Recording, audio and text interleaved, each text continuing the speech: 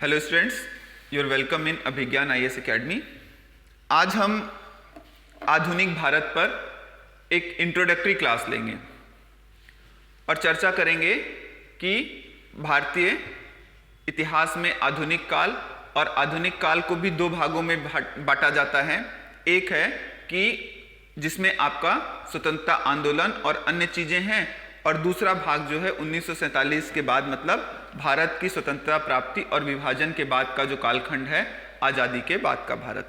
तो मुख्य परीक्षा में तो आज़ादी के बाद के भारत से प्रश्न बनने या सिलेबस में लिखा गया है। प्रारंभिक परीक्षा में जो है आपका वो 1947 तक, मतलब मोटा मोटी अगर आप देखें तो 1967 तक ही क्वेश्चन आने की पॉसिबिलिटीज होती है, और ज़्यादातर क्वेश्चन आप देखेंगे कि आज़ादी तक 1947 तक ही आती हैं। हम दोनों ही चीज़ों को समग्रता में लेके चलेंगे और ये देखेंगे कि जो आधुनिक भारत या पूरे इतिहास का जो सिलेबस डिज़ाइन किया है संघ लोक सेवा आयोग ने, वो बहुत ही सुंदर तरीके से और एक दूसरे से क्या है, वो बहुत ही आपस में जुड़े हुए हैं। आप एक टॉपिक से जब दूसरे टॉपिक की तरफ जाएंगे तो आपको समझ में आएगा कि कितने महत्वपूर्ण तरीके से वो, या कितने अच्छे तरीके से उसका उस टॉपिक का दूसरे टॉपिक के साथ संबंध क्या है, क्या प्रभाव पड़े, उसके सामाजिक, राजनीतिक, आर्थिक प्रभाव, इन सब चीज़ों पर हम चर्चा करेंगे। सबसे पहले अगर हम देखें कि आधुनिक भारत का जो इतिहास है, इसके कालखंड को लेके इतिहासकारों में मतभेद है। जैसे ताराचंद जैसे इतिहासकार हैं, डॉक्टर ताराचंद, वो कहते हैं कि प्लासी के युद्ध के बाद जो है वो स्वतंत्रता संघर्ष की शुरुआत हुई। प्लासी के युद्ध के बाद अगर हम देखें तो आधुनिक भारत की शुरुआत होती है।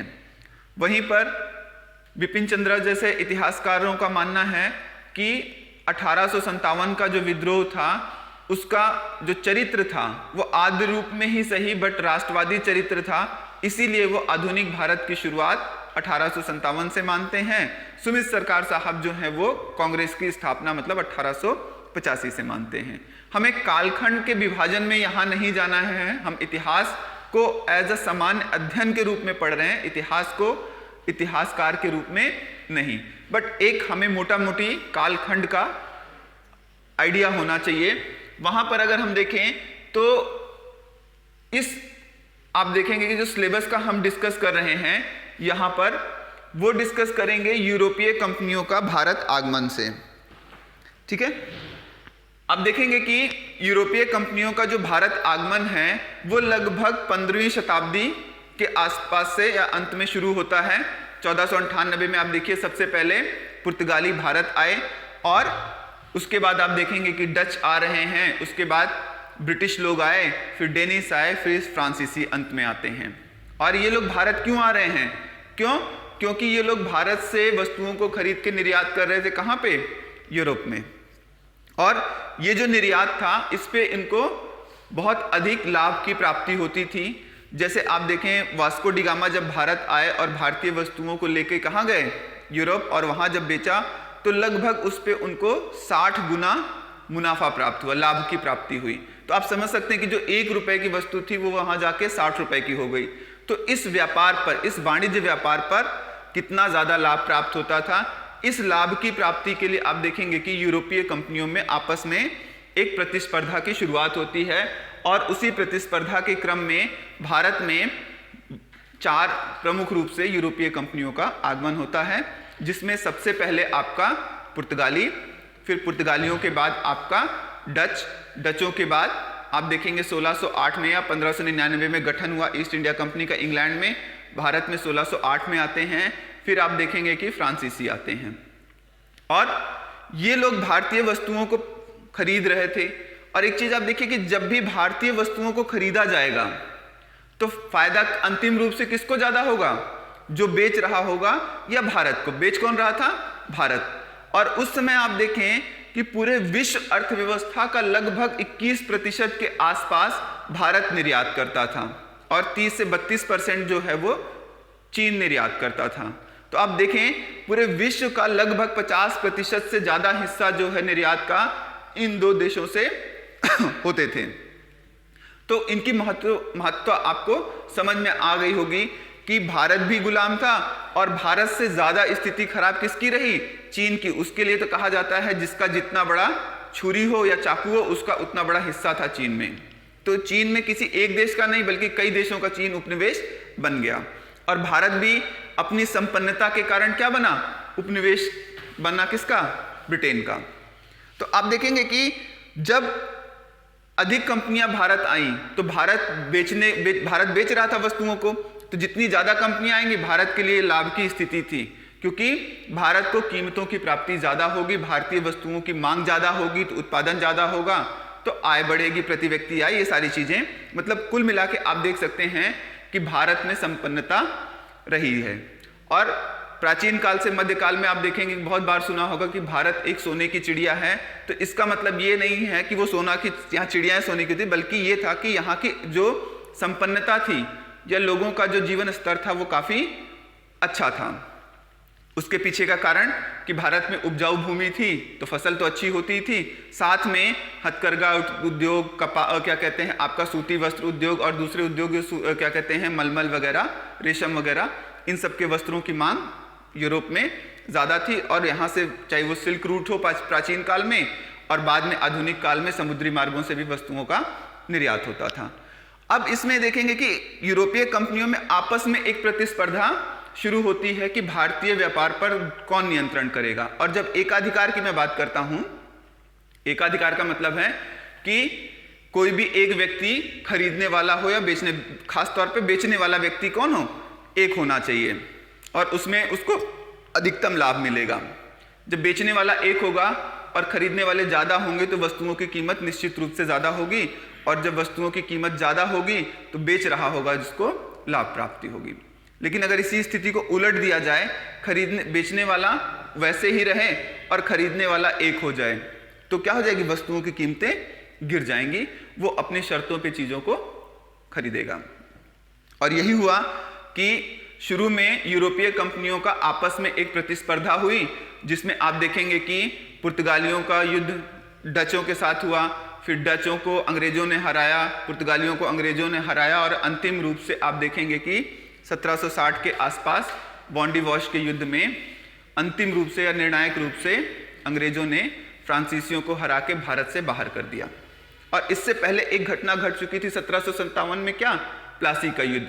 और प्लासी के युद्ध से क्या प्राप्ति हुई? एक क्या कहते हैं ब्रिटिश सेना की सर्वोच्चता कहां पे?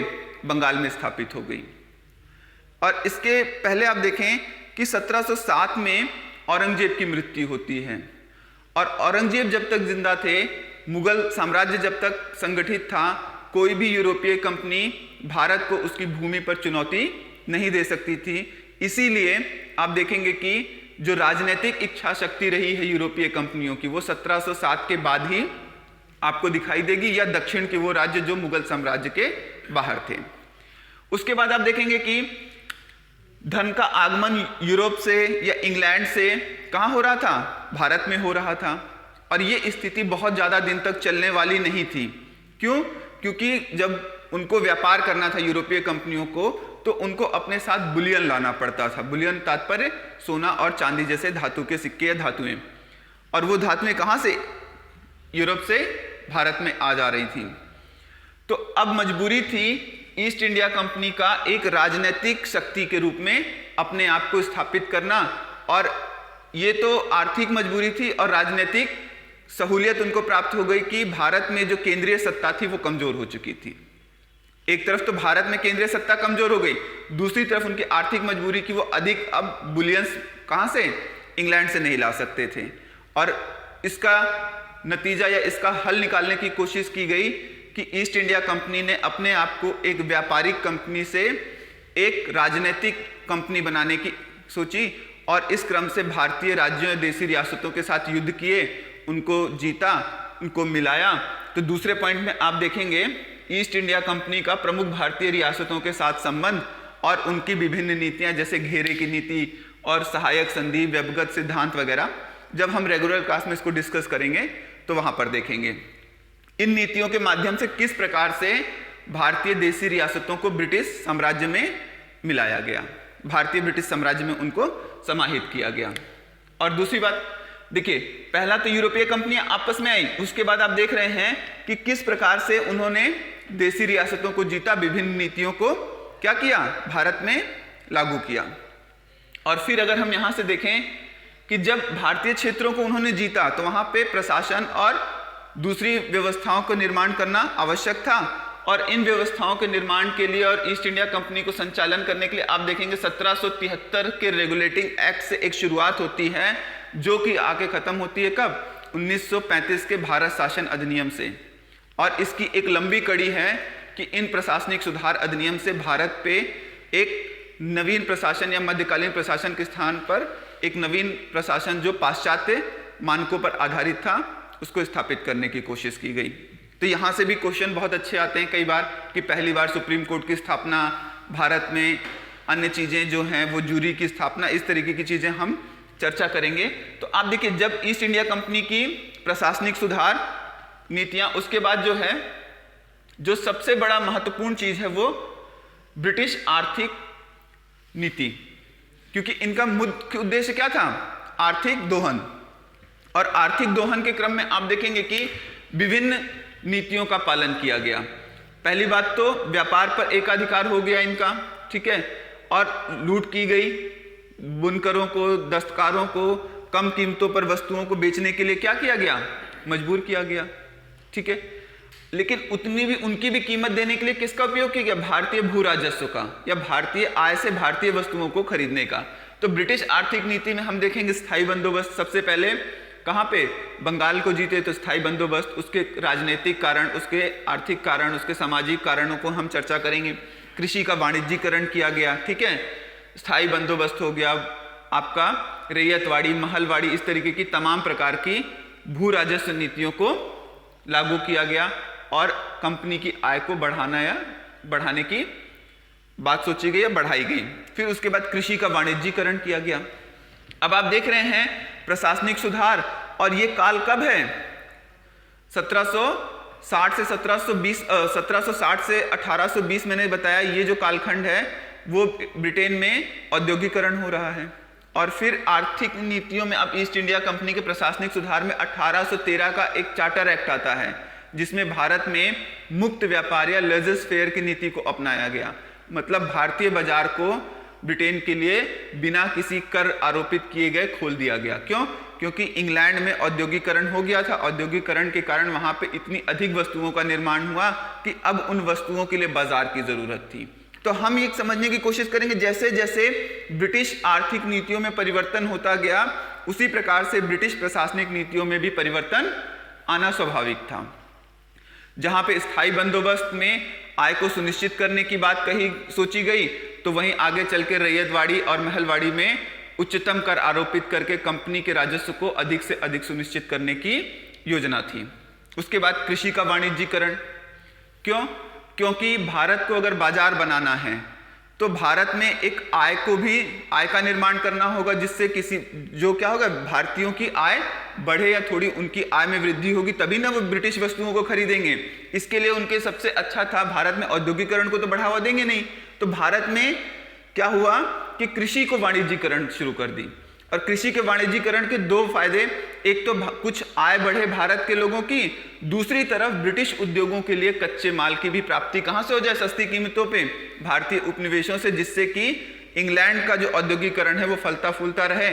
उद्योगों के लिए कच्चा माल और बाजार, ये दो प्रमुख घटक होते हैं, और दोनों की ही प्राप्ति भारतीय उपनिवेश से प्राप्त करने की कोशिश की गई। ठीक है। उसके बाद आप देखेंगे कि भारत से किस प्रकार से धन निकासी की जाए, उसकी चर्चा करेंगे। विऔद्योगिकरण, किस प्रकार से भारत में जो लघु और कुटीर उद्योग था, या मैंने शुरू में आपसे बात कही कि भारत उसमें विश्व निर्यात का लगभग 20 से 21% जो है वो निर्यात करता था, का अब स्थिति ये हो गई कि उसका निर्यात 1% से भी नीचे आ गया और वो आयातक बन गया, निर्यातक से आयातक बन गया। और इसके लिए क्या जरूरी होगा, विऔद्योगिकरण।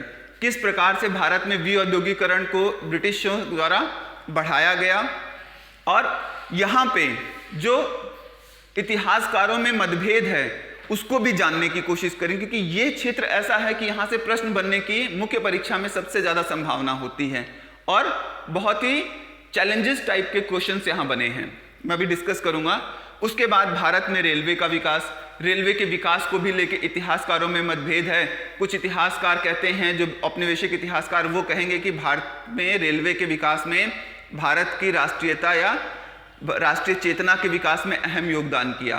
तो वहीं कुछ लोग कहेंगे कि भारत में रेलवे का विकास जो है वो ब्रिटिश आर्थिक नीतियों के शोषण का एक प्रमुख कड़ी थी, जिसके माध्यम पे प्रशासनिक और आर्थिक नीतियों को कड़ाई से लागू किया गया। फिर मध्यम मार्ग भी देखेंगे जब हम वहां पे चर्चा करेंगे। उसके बाद ब्रिटिश शिक्षा नीति। देखिए, भारत में जो ब्रिटेन आए और राजनीतिक शक्ति के रूप में अपने आप को स्थापित किए, तो उनको प्रशासन के संचालन के लिए अंग्रेजी शिक्षित लोगों की जरूरत थी, और इतनी बड़ी मात्रा में वो इंग्लैंड से लेके भारत नहीं आ सकते थे, क्योंकि उनको वेतन और अन्य चीजें ज्यादा देनी पड़ती थी। तो इसका एक कोशिश ये की गई कि भारत में अंग्रेजी शिक्षा की शुरुआत की जाए, जिससे कि एक अंग्रेज वर्ग पैदा किया जाए जो कि भूरा और काला हो, लेकिन सोच में कैसा हो, अंग्रेज हो। इसके दो फायदे थे। एक तो इसके माध्यम से उनको सस्ते क्लर्क मिल जाएंगे जो इंग्लिश पढ़े या अंग्रेजी पढ़े लिखे होंगे। दूसरा, जब इंग्लिश पढ़ेंगे या अंग्रेजी को पढ़ेंगे तो उनकी जो चेतना है वो चेतना ब्रिटिश सोच के आसपास आके समाहित हो जाएगी या उस सोच के आसपास रहेगी। तो वो ब्रिटिश वस्तुओं की खरीद को क्या करेंगे, ब्रिटिश वस्तुओं की मांग बढ़ जाएगी। तो अब देख रहे हैं दोहरा लाभ, एक तरफ तो अपनी आर्थिक या अपनी प्रशासनिक आवश्यकताओं के लिए सस्ते क्लर्क, और दूसरी तरीके से ब्रिटिश साम्राज्य की जो आर्थिक हित हैं उसको भी ब्रिटिश शिक्षा नीति के माध्यम से साधने की कोशिश की गई है। फिर अगर हम देखें ब्रिटिश शिक्षा नीति के बाद सामाजिक धार्मिक सुधार, ये सामाजिक धार्मिक सुधार को हम दो भागों में देखेंगे, 1857 के पूर्व सामाजिक धार्मिक सुधार और 1857 के पश्चात सामाजिक धार्मिक सुधार। अब आप देखेंगे कि कैसे ये भी जुड़ा हुआ, जब मध्यम वर्ग भारत का या उच्च वर्ग जब आधुनिक शिक्षा प्राप्त हुआ तो उसको ये महसूस हुआ कि भारत में मध्यकाल में या भारतीय समाज में विभिन्न प्रकार की कुरीतियां जो हैं वो समाहित हैं, और इन कुरीतियों को खत्म करने के लिए ये लोग, चाहे वो राजा राम मोहन राय, जिनको भारतीय पुनर्जागरण का पिता भी कहा जाता है, आधुनिक भारत का जनक भी कहा जाता है, वहां से शुरुआत होती है। ये लोग ब्रिटिश शिक्षा से प्रभावित होने के कारण ये समाज में सुधार की मांग करते हैं, और ब्रिटिशों के द्वारा कानून के माध्यम से आप देखेंगे सुधार की बात चलती है। फिर 1857 का विद्रोह होता है, जिसमें क्या होता है, धार्मिक एंगल, सामाजिक धार्मिक एंगल भी जुड़ा होता है, जिससे अंग्रेज लोग अपने आप को दूरी बना लेते हैं। तो आप देखेंगे 1857 के पूर्व जो सामाजिक धार्मिक सुधार आंदोलन हुए उसमें ब्रिटिश सुधार या ब्रिटिश सरकार का योगदान होता है, लेकिन 1857 के विद्रोह के पश्चात उन्होंने इस सामाजिक धार्मिक सुधार आंदोलन से एक क्या किया, अपनी दूरी बना ली। ये फिर जो सामाजिक धार्मिक सुधार आंदोलन चला वो भारतीय नेताओं या भारतीय बुद्धिजीवी वर्ग के द्वारा ही चलाया गया। ठीक है, इसके बाद आप देखेंगे राष्ट्रवाद के उद्भव के कारण। अब जो व्यक्ति उसको आधुनिक शिक्षा मिल रही है और आधुनिक शिक्षा के साथ साथ पाश्चात्य संस्थाओं के संपर्क में आने के बाद उसको यह महसूस हुआ कि ये जो ब्रिटिश नीतियां हैं, ये भले ही कहें भारत में हम भारत को सभ्य बनाने आए हैं या भारत का कल्याण करने आए हैं, भारतीय बुद्धिजीवियों को ये समझ आने लगा कि कुल मिलाकर ये भारत से आर्थिक संसाधनों का दोहन या भारत का शोषण करने आए हैं, और इस शोषण की भावना के खिलाफ क्या होंगे, लोग लामबंद होना शुरू हो जाएंगे। और मैंने आपको डिस्कस किया, जब हम आर्थिक नीतियों के बारे में देखेंगे तो उसमें विभिन्न प्रकार की नीतियां, और ये नीतियां चाहे वो भू राजस्व नीति हो, चाहे वाणिज्य व्यापार की नीति हो या अन्य नीतियां, अलग अलग समूहों को किस प्रकार से अलग अलग तरीके से प्रभावित की, और उसके खिलाफ लोगों ने क्या किया, अपने अपने क्षेत्रों के में उन्होंने उसका एक विद्रोह होना शुरू हुआ। ये आप देख सकते हैं सन्यासी फैराजी विद्रोह से लेकर कब तक, मोपला विद्रोह तक, मोपला तो नहीं कहेंगे, आप देखिए अब मुंडा विद्रोह तक, या उसके बाद भी देखेंगे इस तरीके की चीजें निकल कर आएंगी। तो इस तरीके से चाहे वो जनजातीय विद्रोह हो, मोपला हो, मुंडा हो और खासी मुंह आंदोलन हो, ये लोग क्या किए, जब इनकी जीवन में चाहे वो सामाजिक रूप से, आर्थिक रूप से, सांस्कृतिक रूप से छेड़छाड़ हुई तो उन्होंने क्या किया, ब्रिटिश सरकार के खिलाफ अपना गुस्सा दिखाने की कोशिश की। हालांकि मुपला विद्रोह आप असहयोग के आसपास देखेंगे, बाकी चीजें जो हैं मुंडा और ये सब जो जनजातीय विद्रोह हैं, खासी विद्रोह, ये 1857 के पहले के विद्रोह देखें तो ये क्या हुआ कि ब्रिटिश आर्थिक नीतियों के खिलाफ एक गुस्सा था जो छिटफिट रूप से निकलता रहा। और इसका एक बृहद रूप में आप देखेंगे कि जो आर्थिक नीतियां रही ब्रिटिश काल की वो 1857 के विद्रोह के रूप में निकलकर आती हैं। तो अब देखिए ये और ये दोनों टॉपिक जो हैं आपस में कैसे जुड़े हुए हैं। 1857 के विद्रोह को लेकर बहुत डिबेट है इतिहासकारों में। अब यहाँ पर आपको हम समझाएंगे, यहाँ देखिए हिस्टोग्राफी बहुत ज़रूरी है आज के टाइम में जानना, नहीं तो ना तो कई बार आप क्या करेंगे, नहीं अगर समझ रहेंगे हिस्टोग्राफी को तो प्री और मुख्य परीक्षा दोनों में गलतियाँ कर सकते हैं। कई बार तो आपको प्रश्न को समझने में ही समस्याएं आएंगी, इसलिए थोड़ा बहुत हिस्टोग्राफी हम डिस्कस करेंगे।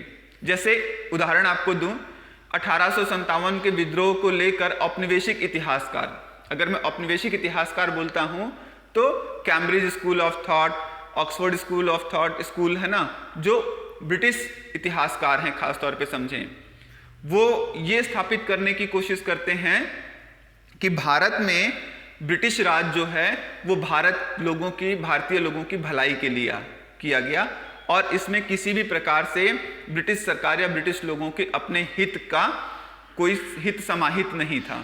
और आप यहीं पर एक देखेंगे कॉन्सेप्ट है रुडयार्ड किपलिंग का व्हाइट मैन बर्डन्स थियरी, गोरों का अधिभार।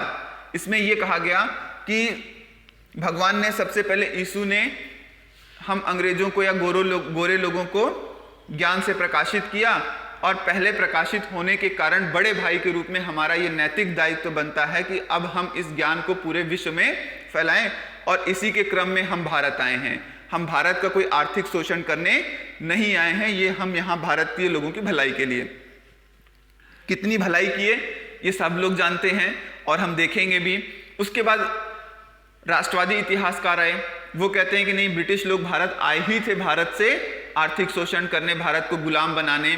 फिर उसके बाद आप देखेंगे कि न्यू मार्क्सिस्ट स्कूल आता है, वो कहता है कि नहीं, ये लोग जो थे पहले भले ही व्यापार करने आए हों लेकिन बदली परिस्थितियों में इनकी नीतियां बदलती रहें और इन्होंने बाद में अपनी परिस्थितियों के अनुरूप भारत को गुलाम बनाया। ये उनकी आवश्यकता थी और आर्थिक परिवर्तन जो औद्योगिकरण, ये सारी चीजों को वो जोड़कर अर्थ को मुख्य रूप से आप देखेंगे। जो मार्क्सिस्ट इतिहासकार हैं वो आर्थिक उत्पादन या उत्पादन की प्रणालियों में होने वाले परिवर्तन को मुख्य आधार बनाते हैं समाज में परिवर्तन के लिए। यहां आप देखेंगे 1857 के विद्रोह को, अब अंग्रेज लोग ये तो एक्सेप्ट नहीं कर सकते थे ना कि ये विद्रोह उनकी नीतियों के खिलाफ हुआ है, तो उन्होंने कहा कि 1857 का विद्रोह जो है एक सिपाही विद्रोह है, ये मुस्लिम षड्यंत्र है, ये उच्च जातियों का षड्यंत्र है। सिपाही विद्रोह का कहने का मतलब इसकी बहुत महत्व नहीं है, कुछ लोग सिपाही असंतुष्ट थे, उन्होंने विद्रोह कर दिया, हमारी नीतियां गलत नहीं है। अगर वो एक्सेप्ट कर ले नहीं ये कई लोगों का विद्रोह है, इसमें कई समाहित हैं, तो इसका मतलब फिर ये बात एक्सेप्ट कर लेंगे कि ब्रिटिश आर्थिक नीतियां ही खराब हैं भारत में जिससे ये विद्रोह हुआ। उन्होंने इसको षड्यंत्र कहते हैं, बोले कोई राष्ट्रवाद वगैरह नहीं था, ये एक हिंदू मुस्लिम षड्यंत्र है, उच्च जाति मुस्लिमों का षड्यंत्र है। आप देखेंगे फिर यहाँ पे डिवाइड एंड रूल की पॉलिसी भी कि इस प्रकार के बड़े विद्रोह दोबारा ना हो, हिंदू मुस्लिम एकता को तोड़ने की कोशिश की जाती है। तो 1857 से संबंधित विद्रोह, उसके दृष्टिकोण को हम देखेंगे। उसके बाद किस प्रकार से इसको राष्ट्रवाद के साथ जोड़ा गया, राष्ट्रवाद था या नहीं था। और राष्ट्रवाद में भी आप देखेंगे कि एक हिस्टोरिकल डिबेट है जहां पे अंग्रेज इतिहासकार ये कहते हैं कि भारत में राष्ट्रवाद छद्म राष्ट्रवाद है, ये कोई राष्ट्रवाद नहीं था। ये तो हमने भारतीय लोगों को इस प्रशासनिक तंत्र में शिक्षित किया, नई शिक्षा नीति लाए और नए राजनीतिक संस्थाएं मानदंड लाए जहां पे लोग क्या हुए, उससे जुड़े और उनमें राष्ट्रवाद की चेतना निकल कर आई। और ये राष्ट्रवाद हमारी देन है, ये राष्ट्रवाद आपकी देन नहीं है। वहीं पे भारतीय इतिहासकार कहते हैं कि आप भारत में राष्ट्रवाद या जो इस आधुनिक तंत्र लेकर आए, चाहे वो आधुनिक शिक्षा हो, रेलवे का विकास हो, संचार माध्यमों का विकास हो, जिससे क्या हुआ भारतीय लोग आपस में जुड़े, वो आप भारतीयों को राष्ट्रवाद की चेतना के विकास के लिए नहीं किए थे, वो तो आप अपनी सुविधा के लिए लेकर आए थे जिससे भारतीय क्षेत्रों का शोषण हो सके। और इसके बाई प्रोडक्ट के रूप में राष्ट्रवाद निकल कर आया। वो तो भारतीय बुद्धिजीवी वर्ग ने इसका प्रयोग भारतीय राष्ट्रीय चेतना के लिए किया। तो इस डिबेट को हमें समझना होगा जब भी आंसर लिखेंगे या प्रश्न आएगा। उसके बाद आप देखेंगे कि उदारवादी विचारधारा, उग्रवादी विचारधारा, बंगाल विभाजन और स्वदेशी आंदोलन। अगर हम उदारवादी की देखें तो कांग्रेस की स्थापना के रूप में देख सकते हैं, या कांग्रेस की स्थापना से पूर्व जो राजनीतिक संस्थाएं लैंड होल्डर सोसाइटी से लेकर कांग्रेस की स्थापना 1885 तक देखेंगे तो वहां पे उदारवादी विचारधारा का प्रभाव भारत में राष्ट्रीय आंदोलन में ज्यादा रहा है। ये उदारवादी, चाहे इसमें आपके दादा भाई नौरोजी, सुरेंद्र नाथ बनर्जी जैसे लोग थे, इनका विश्वास ब्रिटिश लोकतांत्रिक व्यवस्था या ब्रिटिश संस्थाओं में था और ये मानते थे कि ब्रिटिश लोग जो हैं वो बहुत ही सुशिक्षित और न्यायप्रिय लोग हैं, इनसे हम अपनी बात कहेंगे तो ये मान लेंगे। भारत में आए हुए जो ब्रिटिश हैं वो गलत हैं, थोड़ी वो गलती कर रहे हैं, बाकी जो इंग्लैंड में बैठे हैं वो बहुत ही उदार प्रवृत्ति के हैं। तो यहाँ एक चूक हो जाती है भारतीय राष्ट्रीय उदारवादी आंदोलन के नेताओं की।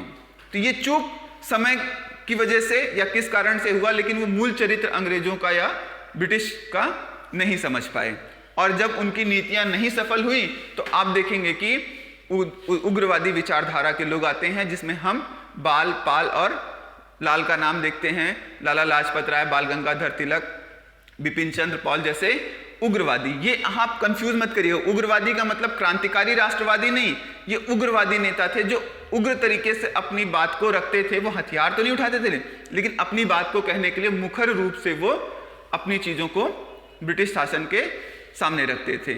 जबकि उदारवादी लोग जो थे वो याचना, अधियाचन, इसके माध्यम से अपनी बात ब्रिटिश संसद तक पहुंचाते थे और उनको सुधार के लिए परसुएट करते थे।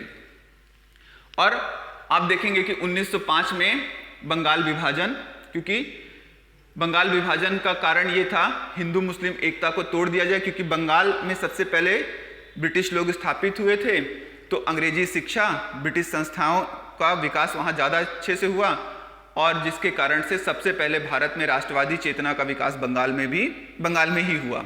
और ये जो राष्ट्रवादी चेतना थी, ये ब्रिटिश औपनिवेशिक हित के लिए सर्वाधिक खतरनाक थी, और इसको तोड़ने के लिए उनको ये लगा कि पूर्वी बंगाल में मुस्लिम जनसंख्या ज़्यादा थी और पश्चिम बंगाल में हिंदू, और इसी धार्मिक आधार पर बंगाल का विभाजन किसके द्वारा, लॉर्ड कर्जन के द्वारा कर दिया गया। और इसका विरोध में जबरदस्त तरीके से स्वदेशी आंदोलन, बहिष्कार, विदेशी बहिष्कार वगैरह, और विदेशी वस्त्रों की होली वगैरह जलाई गई। तो यहां से आप देख रहे हैं किस प्रकार से अब जो है वो ब्रिटिश आर्थिक हितों पे राष्ट्रवादी चेतना के जो नेता थे उन्होंने चोट करनी शुरू की। और जब उग्रवादी नेताओं को बलपूर्वक ब्रिटिश सरकार द्वारा कुचला गया, मुख्य धारा की राजनीति जब रुकी, तो आप देखेंगे कि एक वैकल्पिक राजनीतिक धारा निकल कर आती है, वो क्रांतिकारी राष्ट्रवादियों की। हालांकि इस पे भी एक डिबेट चल रहा है कि क्या वास्तव में हमेशा क्या ये वैकल्पिक धारा थी या मुख्य धारा का ही एक पार्ट थी। अगर मुझसे मानना हो या कुछ बहुत आधुनिक जो इतिहासकार हैं वो ये कहेंगे कि ये वैकल्पिक धारा ना होके मुख्य धारा का ही एक भाग थी। आप देखें इसमें बहुत सारे जो नेता हों, चाहे वो बाल गंगाधर तिलक हों, लाला लाजपत राय हों, अरबिंदो घोष हों, सब किसके कहीं ना कहीं इसके पार्ट थे और इसका समर्थन करते थे। तो ये मुख्य धारा के साथ ही बहती रही है। अब नया जो विचारधारा इतिहासकारों में निकल कर आई है वो ये है कि क्रांतिकारी जो चरण था, हमारा आंदोलन था, वो उदारवादी या अन्य राष्ट्रीय आंदोलन के अवरोध के कारण ही उत्पन्न नहीं हुई, बल्कि उसके साथ समानांतर बहने वाली एक धारा थी। इसको हम वहां पे चर्चा करेंगे।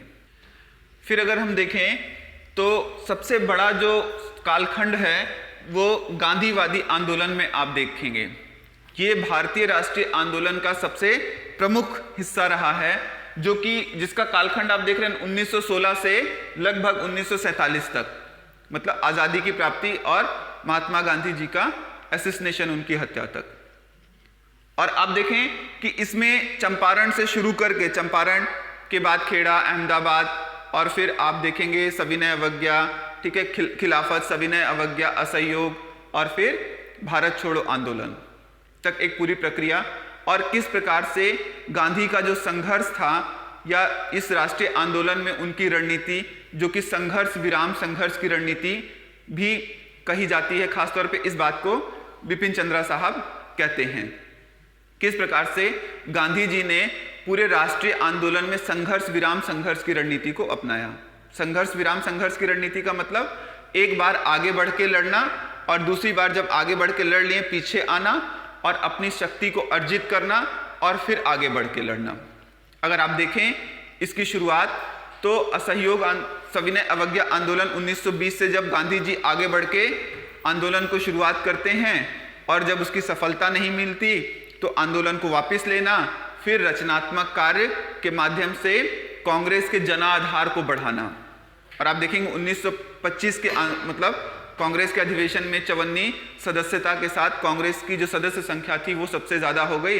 और गांधी किस प्रकार से कांग्रेस के मंच पर या राष्ट्रीय आंदोलन में सभी वर्गों को एक साथ लेकर आते हैं, चाहे वो पूंजीपति वर्ग हो, चाहे वो श्रमिक वर्ग हो, चाहे वो जमींदार वर्ग हो, चाहे वो कृषक हो, और सबके हित आपस में टकराते थे। तो ये गांधी की खूबसूरती थी कि किस प्रकार से सभी वर्गों को एक साथ लेकर आए। फिर इस पे डिबेट है, हम चर्चा करेंगे कि औपनिवेशिक इतिहासकार क्या कहते हैं गांधी के राष्ट्रीय आंदोलनों को, उनकी रणनीतियों को, उनका उद्देश्य क्या था, उनके रचनात्मक कार्य क्या थे, उनके हरिजनों उत्थान और अंबेडकर के हरिजनों उत्थान के बीच का जो संघर्ष है उसको समझेंगे। दोनों में क्या अंतर था, जहां पे वर्ण व्यवस्था को सही मानते हैं और अंबेडकर जी वर्ण व्यवस्था को सही नहीं मानते हैं। तो वहां पर हम चर्चा करेंगे और पूरे राष्ट्रीय आंदोलन को समझने की कोशिश करेंगे। और गांधी 1945 में जब आप देखेंगे कि द्वितीय विश्व युद्ध की समाप्ति हुई और ब्रिटेन पर भारत को स्वतंत्र करने का दबाव बना, और आप देखेंगे कि भारत पाकिस्तान के विभाजन का जो दंश था और जिसमें सांप्रदायिक हिंसा बढ़ रही थी, तो नवाखोली में गांधी जी अकेले किस प्रकार जाकर इस दंगों को रोकने का प्रयास कर रहे थे। लॉर्ड माउंटबेटन ने उन्हें वन मैन बाउंड्री फोर्स कहा।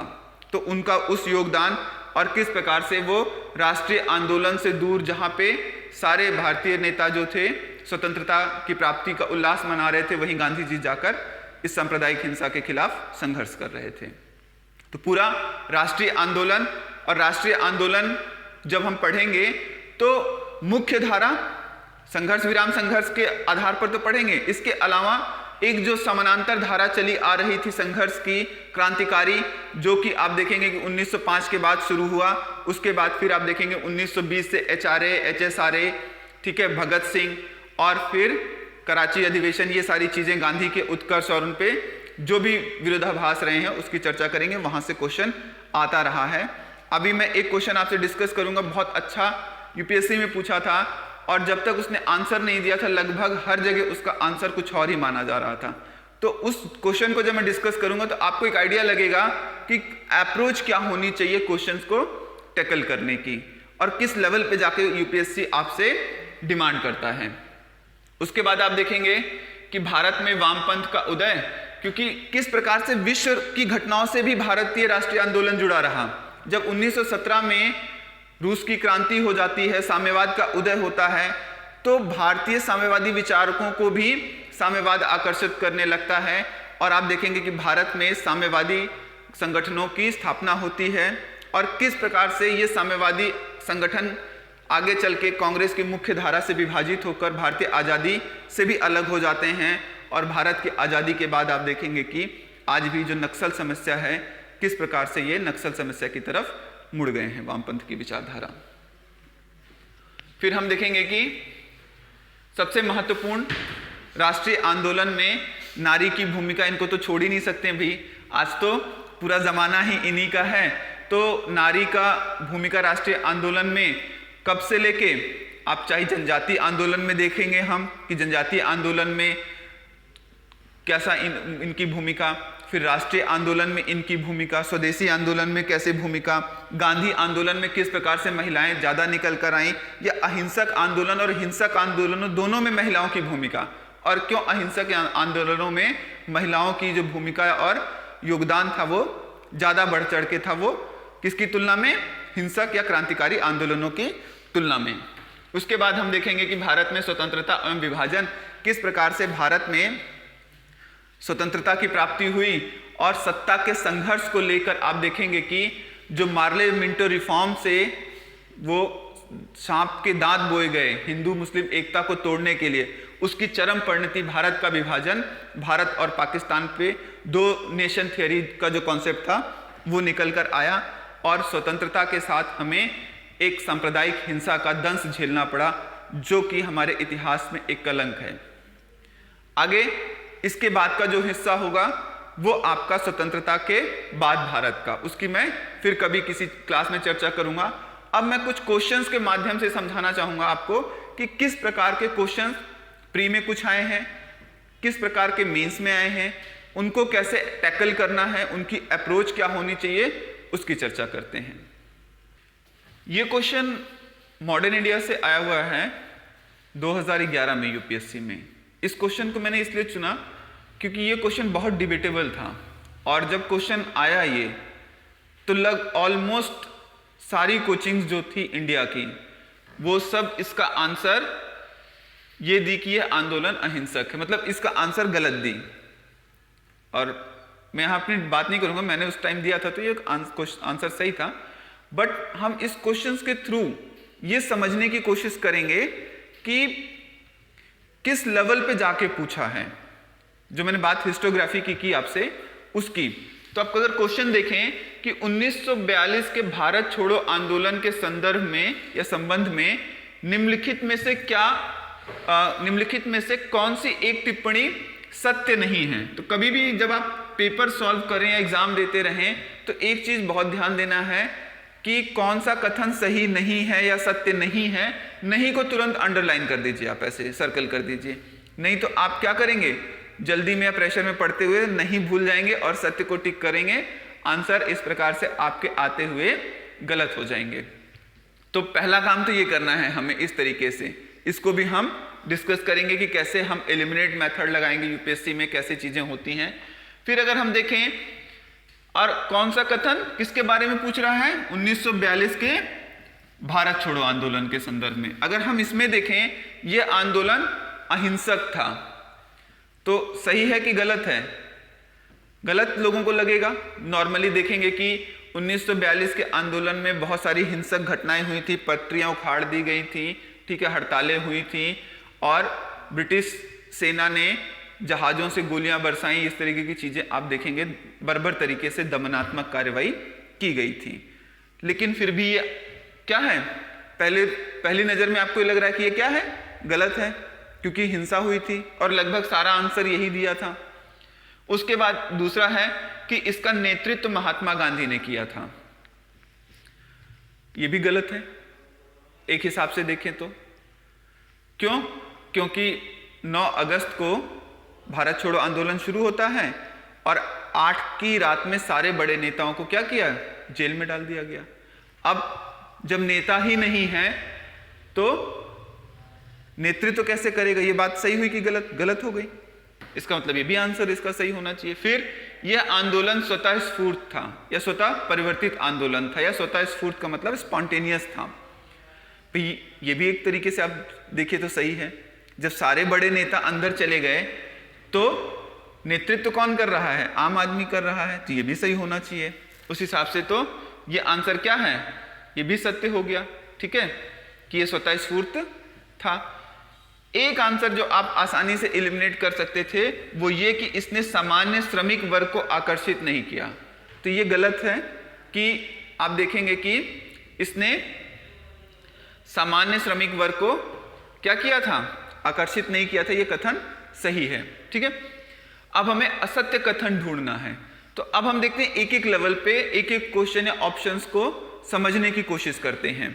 अगर इसको हम समझें कि यह आंदोलन अहिंसक था, तो आप देखें कि 1942 के आंदोलन की जब प्रस्तावना तैयार की और महात्मा गांधी ने भी कहा था कि यह आंदोलन अनिवार्य रूप से अहिंसक रहेगा, ठीक है, और यह माना जाता है प्रतिरक्षा के रूप में जब कभी आप हिंसा करते हैं तो वो हिंसा नहीं मानी जाती है, ठीक है।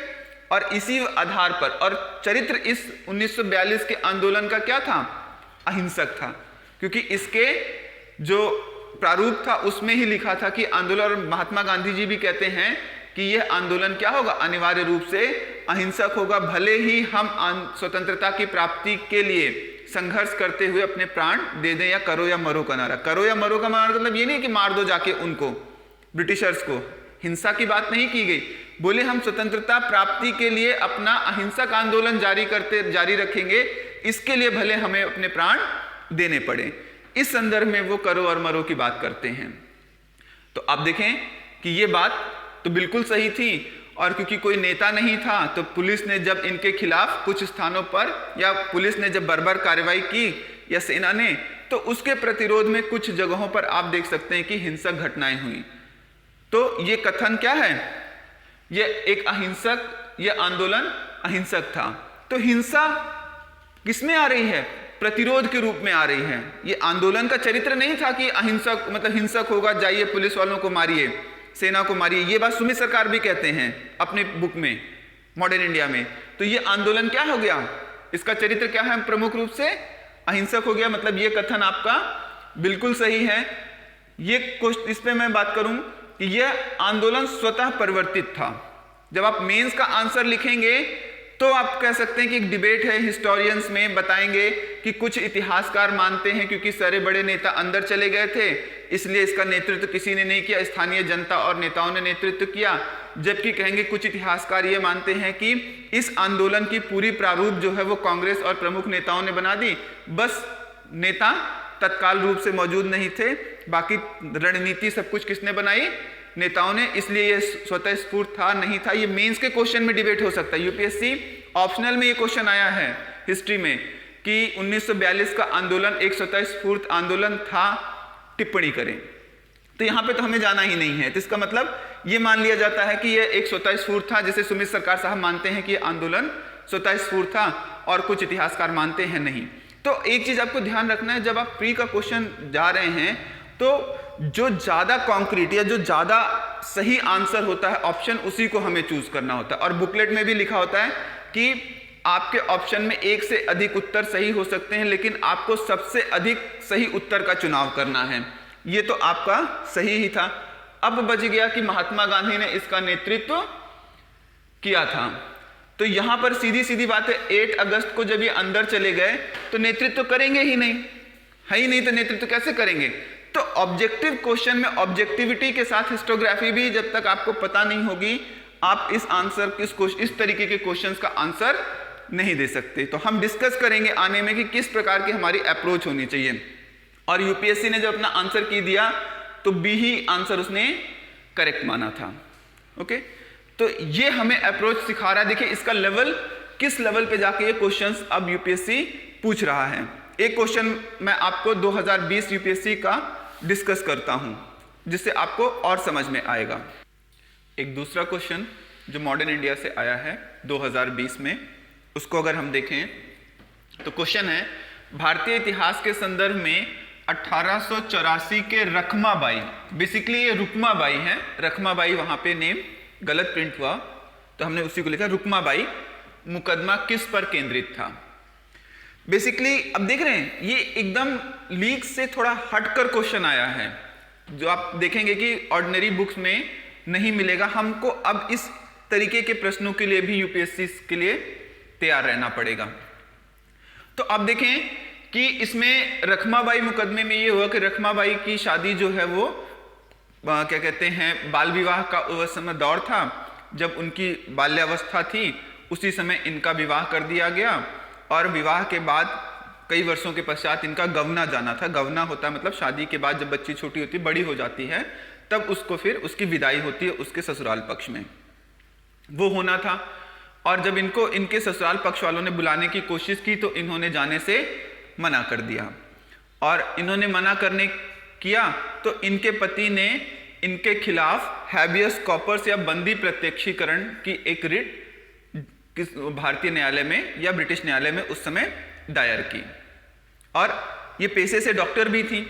मुकदमा चला और उसी दौरान, मुकदमे के दौरान इन्होंने एक पत्र लिखा किनको, महारानी विक्टोरिया को इस संदर्भ में। और महारानी विक्टोरिया ने उस पत्र का संज्ञान लेते हुए इसको कहां भेज दिया, भारतीय न्यायालयों की तरफ भेजा गया। तो आप देखेंगे कि और जब उन्होंने भारतीय न्यायालय में भेजा तो 1891 में एज ऑफ कंसेंट एक्ट जो पहले आया था उसको रिवाइज किया गया। पहले एज ऑफ कंसेंट एक्ट में यह था कि जो कितनी न्यूनतम आयु होनी चाहिए एक बालिका की विवाह के लिए या पति के साथ अपने संबंध में आने के लिए, तो वो 10 वर्ष निश्चित की गई थी। और इस मुकदमे में यह हुआ कि जब इन्होंने पत्र लिखा तो दोबारा एज ऑफ कंसेंट एक्ट आया 1891 में, जिसमें बालिकाओं की न्यूनतम आयु को 12 वर्ष कर दिया गया। तो आप देखेंगे कि किससे संबंधित है, आयु से संबंधित है। तो अब हम क्वेश्चन को अगर देखें कि भारतीय इतिहास के संदर्भ में 1884 का रखमाबाई मुकदमा किस पर केंद्रित था, महिलाओं के शिक्षा पाने का अधिकार, तो निश्चित रूप से इसमें शिक्षा से संबंधित कोई चीज थी ही नहीं। मुकदमा किस पे चला था, उनको विवाह के बाद जाना है नहीं जाना, मतलब विवाह की आयु और इससे संबंधित। तो पहला ही ऑप्शन क्या हो गया आपका, ये गलत हो गया। दूसरा, सहमति की आयु मतलब शादी की एज ऑफ कंसेंट एक्ट क्या होना चाहिए उसकी बात की गई और उस पर एक्ट भी बना, 10 साल से 12 साल किया गया। और उसके बाद दाम्पत्य अधिकारों का प्रस्थापन, और क्योंकि हैबियस कॉर्पस रिट डाली गई थी, बंदी प्रत्यक्षीकरण रिट डाली गई थी, तो देखा गया कि महिलाओं का क्या अधिकार है, दाम्पत्य अधिकारों के बारे में समीक्षा की गई, मतलब जो मैरिटल राइट्स हैं उसके संदर्भ में मुकदमा लड़ा गया। तो ये दोनों क्या हो गए आपके, सही हो गए। और एक टेक्निक आप यहां देखें, एलिमिनेट टेक्निक से अगर आप सॉल्व करना चाहें तो एक चीज आपको पता है कि महिलाओं का शिक्षा पाने का जो अधिकार है वो इससे संबंधित नहीं है। जब हम चर्चा करेंगे तो आप कंफर्म हो गए कि ऑप्शन ए नहीं है। ए किस में है, 1 किस में है, इसमें है, तो 1 इसमें नहीं होगा, 1 इसमें है तो ये ऑप्शन नहीं होगा और ये भी ऑप्शन नहीं होगा। तो एग्जैक्ट आंसर क्या आ गया आपका, 2 और 3। तो अब आप देख रहे हैं कि जब से आप एक पकड़ ले रहे हैं, दूसरे ऑप्शंस को आप क्या कर रहे हैं, एलिमिनेट कर दे रहे हैं।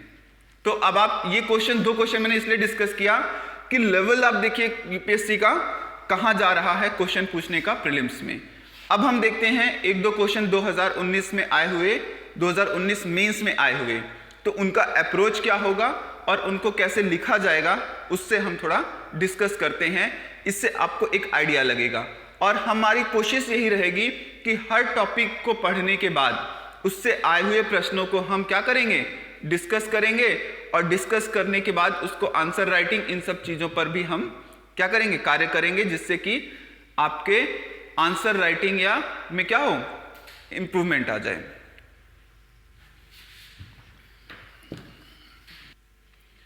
अब हम देख लेते हैं 2019 में आए हुए यूपीएससी में संघ लोक सेवा आयोग की मुख्य परीक्षा में 2 प्रश्न आए थे। इनके माध्यम से हम समझने की कोशिश करते हैं कि सामान्य अध्ययन के प्रश्नों में भी इतिहास के प्रश्नों का स्तर कितना ऊंचा है, ये समझने की कोशिश करिए। देखिए, पहला प्रश्न है कि 1857 का विप्लव मतलब विद्रोह जो है ब्रिटिश शासन के पूर्ववर्ती 100 वर्षों में बार बार छोटे बड़े स्थानीय विद्रोहों का क्या था, चरमोत्कर्ष था। सुस्पष्ट करें, इंग्लिश में इसको इलुसिडेट करना। तो जैसे सुस्पष्ट करने का मतलब आपको ये समझना होगा कि आपको जो कथन कहा गया है इसकी पुष्टि करनी है अपने तर्कों के माध्यम से, ठीक है, इसका खंडन नहीं करना। इलुसिडेट या सुस्पष्ट करने का मतलब होता है, ये चीज आपको जान समझना होगा कि क्या पूछ रहा है। जैसे टिप्पणी करें तो उसके दोनों पक्षों को, या समीक्षा, आलोचनात्मक समीक्षा करें तो दोनों पक्षों को बताना है। यहां पर आपको इसकी व्याख्या करनी है, एक तरीके से तथ्यों के आधार पर अपनी बात जो कह रहे हैं उसको स्पष्ट करना है। तो आपको यहां बताना होगा कि 1857 का जो विप्लव है या विद्रोह है, कोई वो एक चर्बी लगे कारतूस एक छोटी घटना से नहीं हुई है, बल्कि इसके पीछे 1757 के बाद से जो ब्रिटिश नीतियां थी शुरू हुई और 1857 तक आते आते वो भारतीय समाज के हर वर्ग को किस प्रकार से प्रभावित किया। और जैसे जैसे उसने प्रभावित किया, आप देखेंगे चाहे वो साउथ इंडिया हो, चाहे नॉर्थ इंडिया के भाग हो, आप नॉर्थ ईस्ट के जो क्षेत्र थे, या सेंट्रल इंडिया का उस समय का जो प्रोविंस था बंगाल चाहे, उनमें विद्रोह शुरू हो गए थे, छोटे मोटे स्तर से लेके बड़े विद्रोहों तक, सन्यासी विद्रोह से लेके आपका मुंडा विद्रोह तक, ठीक है, संथाल विद्रोह तक। संथालों को दिक्कत हुई, आर्थिक नीतियां किस प्रकार से वो प्रभावित हुए, और फिर इनको किस प्रकार से ब्रिटिश सेना ने अलग अलग विद्रोहों को बलपूर्वक दबाया। लेकिन संयुक्त प्रांत में किस प्रकार से यह केवल एक सिपाही विद्रोह ना होके बल्कि एक पूरे समाज का जो विरोध था वो मुखर रूप से, एक बहुत प्रखर और मुखर रूप से ज्वालामुखी के रूप में विस्फोटित होता है, जिसको रोक पाना लगभग असंभव था अगर कुछ चीजें हमारे पक्ष में होती। लेकिन इतिहास है, इतिहास में इफ और बट्स नहीं होते हैं। जो बात हो चुकी हमको उसी के आधार पर इसकी व्याख्या करनी है। तो हमें यहाँ बताना होगा कि 1857 का जो विद्रोह था उसके पीछे ब्रिटिश आर्थिक नीतियां थीं, जिन्होंने विभिन्न विद्रोहों को जन्म दिया और एक समग्र विद्रोह के रूप में 1857 का विद्रोह हमें दिखता है। हालांकि इसकी एक अपनी सीमा थी कि ये पूरे भारत में ना फैलकर भारत के कुछ क्षेत्रों या खासकर कहें संयुक्त प्रांत या आसपास के क्षेत्रों में ही रहा। लेकिन इसका जो विरोध था वो पूर्ववर्ती किसी भी विद्रोह से कहीं ज्यादा प्रबल था। ठीक है, तो इस प्रकार से हमें इसका अप्रोच करना है। दूसरा क्वेश्चन है कि गांधीवादी प्रवस्था के दौरान विभिन्न स्वरों ने राष्ट्रीय आंदोलन को सुदृढ़ और समृद्ध बनाया। विस्तार से चर्चा करें, मतलब किस प्रकार से गांधी के जो आंदोलन थे या गांधीयन जो रणनीति थी वो सभी वर्गों को समाहित किया उन्होंने, चाहे वो पूंजीपति वर्ग हो चाहे वो श्रमिक वर्ग हो, क्योंकि श्रमिक और पूंजीपति एक साथ नहीं हो सकते क्योंकि दोनों के हित टकराते हैं। और गांधी ने किस प्रकार से अहमदाबाद से लेके आगे जितने भी इस तरीके से हित टकरा रहे थे विद्रोहों को क्या किया, समाहित किया राष्ट्रीय आंदोलन में। और भारतीय राष्ट्रीय कांग्रेस का जो चरित्र अभिजनवादी या मध्यम वर्गीय था उसको किस प्रकार से जन आंदोलन की तरफ मोड़ दिया। या भारतीय राष्ट्रीय आंदोलन जो है गांधीयन युग में पहुंचते पहुंचते या गांधीयन काल तक आते आते कहां पहुंच गया, जन आंदोलन तक पहुंच गया। जन आंदोलन का तात्पर्य मतलब जनता तक उस आंदोलन की जो पहुंच है, वो चेतना जो है वो पहुंच गई। और जनता विभिन्न समूहों से आ रही थी और वो समूह गांधी के साथ खड़े थे। और किस लिए खड़े थे, किसके क्या हित थे, और गांधी की रणनीति पे हमें यहाँ चर्चा करनी है के दौरान विभिन्न स्वरों ने राष्ट्रीय आंदोलन को सुदृढ़ एवं समृद्ध बनाया। और शुरुआत में आप देखेंगे कि जब वामपंथ का उदय हुआ तो वो भी कांग्रेस के साथ जुड़ा रहा, और उग्रपंथ का जब हुआ तो वो भी कांग्रेस के साथ, पूंजीपति का कांग्रेस के साथ, श्रमिकों का कांग्रेस के साथ, जमींदार का भी कांग्रेस के साथ समर्थन रहा, और किसान तो कांग्रेस के साथ जुड़े ही गांधीयन युग में। क्योंकि सबको एक उम्मीद थी कि हमें हमारे शोषणकर्ता से मुक्ति इसी माध्यम से मिलेगी और यही एक उचित रास्ता है। और अपने उद्देश्यों की प्राप्ति के लिए आपसी तनावों को कम किया गांधीयन रणनीति ने, और इस प्रकार से वो एक मंच पर आकर भारतीय राष्ट्रीय आंदोलन के स्वतंत्रता संघर्ष में समाहित होते हैं। यही गांधी के आंदोलन की खासियत है। तो आप देख लीजिए कि एक सामान्य स्तर के सामान्य अध्ययन का ये प्रश्न है, लेकिन सामान्य अध्ययन के स्तर से थोड़ा ऊपर उठकर इसकी अपेक्षा होती है। तो हम जो पढ़ेंगे सामान्य अध्ययन में ही, लेकिन उसको थोड़ा सा एक स्टैंडर्ड ऊपर करके पढ़ेंगे कि हमें प्रारंभिक परीक्षा के प्रश्न करनों के हल करने से लेकर मुख्य परीक्षा के प्रश्न हल करने में कोई समस्या ना हो, विभिन्न दृष्टिकोणों को समझेंगे। इस प्रकार से हम आधुनिक भारत पढ़ने का प्रयास करेंगे। Thank you.